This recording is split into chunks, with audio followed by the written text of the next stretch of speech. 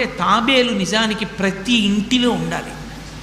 మనకి ఇప్పటికీ దేవాలయాల్లో తాబేళ్ళు ఉంచుతారు. ప్రతి దేవాలయంలో తాబేలు ఉంటుంది. పూర్వం ప్రతి నూతిలో ఒక తాబేలు నుంచేవారు. ఎందుకు తాబేటిని ఉంచుతారో తెలుసా? తాబేటి యొక్క దర్శనము మంగళ దర్శనం. తాబేటి వంక చూస్తే మంగళం. అందుకే ఇంట్లో కనీసం తాబేలు బొమ్మ అట్టి ఉంచుకుంటారు. ఉంచుకుని ఒకసారి ప్రయత్నపూర్వకంగా దాని వంక చూస్తారు. ఎందుకు తాబేలు ఇంట్లో ఉంచుకోవాలి అంటే దాంట్లో ఒక రహస్యం ఉంది. దీక్ష అని ఒక మాట. దీక్ష అన్న మాట దేనికి అన్వయం అవుతుంది అంటే యజ్ఞానికి అన్వయం అవుతుంది.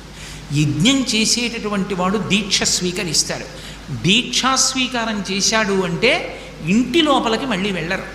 ఇక పూర్తయిన తర్వాతే ఇంట్లోకి వెడతారు. ఇల్లు విడిచిపెట్టి బయటికి వచ్చేసి దీక్షావస్త్రాలు కట్టుకుని మేళతాళాలతో యాగశాల ప్రవేశం చేస్తారు. ఇక ఎప్పుడు మళ్ళీ ఇంటికి వెళ్ళడం? ఆ యాగం